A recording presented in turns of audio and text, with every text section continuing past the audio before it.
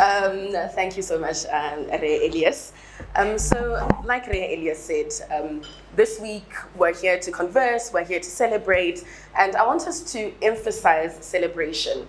Umkhulu left us this week, and it was a life beautifully lived, and this is time for us to celebrate. So as we talk, as we play, as we laugh together, to celebrate a life of purpose, a life of dedication, and a life that helped bring us all here today. And with that, to just also give an overview on the weekend, Ray Elias touched on this, but this weekend we've got two trailblazing South Africans and guest speakers. First, tomorrow, so second, we'll have the retired SC Khomotswa Moroka, and she'll be looking at the much elusive topic of justice, specifically justice for all. Is it too late? So something to start thinking on. But before that, we've got Sonia Zozili, and today he'll be looking at what is the economic future of African youth. With everything that's going on, sometimes optimism, sometimes pessimism, what do we see happening? And they'll be looking at both of those themes from an angle of African development, African civilization, Africa's growth, and growth for the African people. Before we go into our round table where we all get to share, once again, Snare, we would like to invite our breakfast sponsor, Old Mutual Investment Group, to please come and say a word. Snare Dlamini and Mpomti, please come up. Good morning, everybody. It's such a pleasure to be here. Last year when we were in Eswatini, Ntate Masilela, I think publicly thanked Old Mutual Investment Group, but also made a request that in terms of this partnership, may it not be a one-night stand. So I'm glad to have not disappointed him and to be back here this year. So just by way of introduction, Snare Dlamini, as you've heard, I oversee the institutional client management area. I'm with my colleague, Mpomti, who is a client director. We work together in the space. I'll embarrass her a little bit later, but so I didn't actually want to come and stand here and talk about Old Mutual Investment Group when I was thinking about what we can talk about, but rather to talk about, as an ordinary citizen who is not a politician, does not have ambitions to be a politician, how do we make an impact? How do we create an environment of justice, of progress, and of inclusivity? And I'm going to have to talk about Old Mutual Investment Group because that's really the context in which I know it to have been driven. Paul's also going to touch just more from a personal perspective. And the reason why I want to touch on this is that I'd like to invite a dialogue as part of this breakfast around what can we do as people. So just in describing what we've been able to do as a business, and inviting you to advise on what more can be done as a business and as individuals, I'll talk about our transformation agenda and our transformation strategy. I also sit as a chair of the transformation committee at Old Mutual Investment Group. So that's also the context. It's an area that I'm particularly passionate about.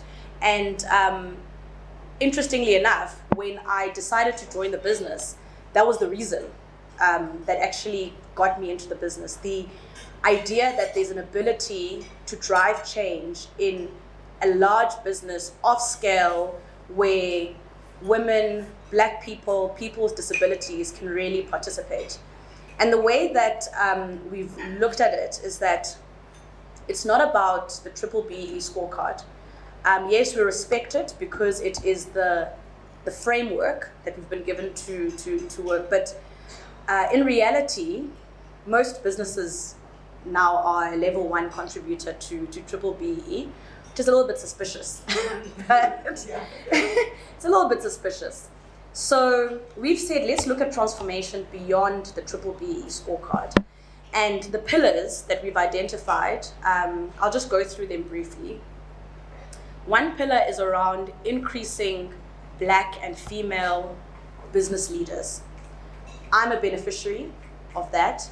Mpho is a beneficiary of that. Very deliberate about doing that. And leaders in particular, people who are really driving the strategy and the agenda of the business. Another pillar is around driving the growth of Black and female investment decision makers.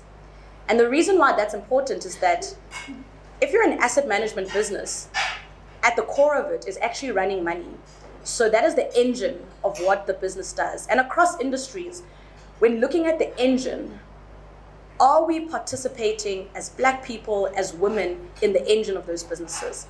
So that's really important, and another one that we drive.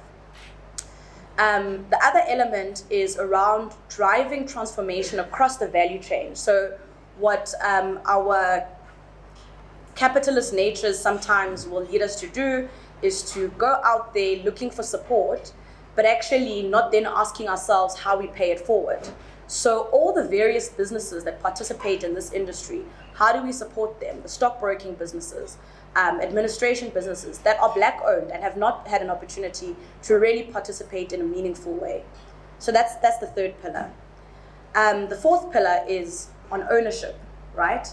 And this is also quite a, I would say, maybe a little bit of a one where I'm also a little bit suspicious in that actually what does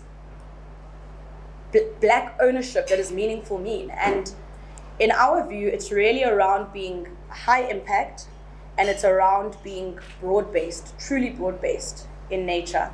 So the owners of our business are ourselves, the business leaders, who have had an opportunity to actually get equity in the business as Black people, as women, and the majority of the staff shareholding is actually Black owned.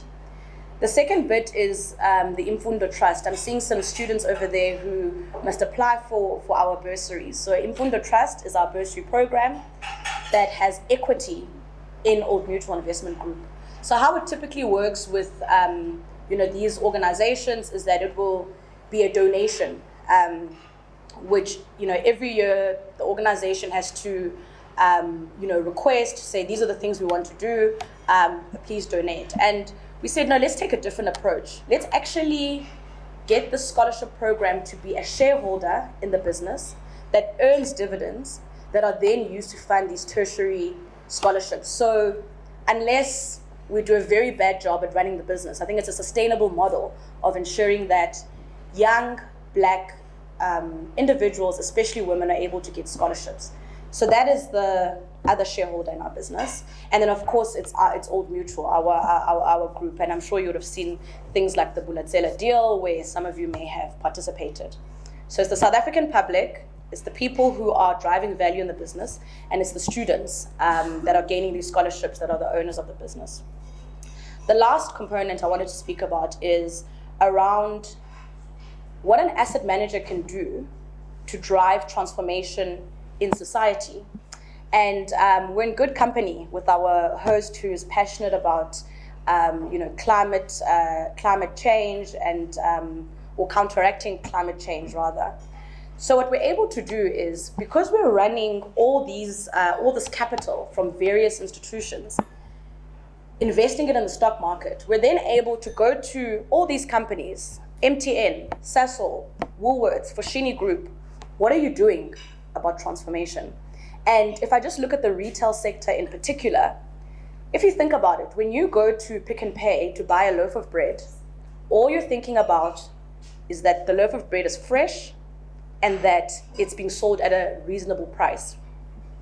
I think most of us don't ask ourselves whether Pick n Pay has Black leadership, whether Pick n Pay has an inclusive culture, whether Pick n Pay has women leaders. And that's the role that we can play. That's how we can harness the power of capital. And that's a transformation pillar that's very important and really goes into the broader society. So those are some of the things that we've managed to do. And of course, as individuals, is how do we bring others up, just being sponsors of other Black professionals within the business. Because we must all share in the economy. We must all share in the prosperity of our country. And I invite all of you to think deeply about, as an ordinary citizen, as somebody who, be it running your own company, in a corporate, how do we make sure that we are inclusive? How do we make sure that we are growing together and not leaving others behind, which, by the way, is a systemic risk for all of us. Inequality is a systemic risk. So I will end there and then just invite Mpho to give her perspective on freedom, what it means, what it's meant for her personally, just as a contribution to this dialogue. Thank you.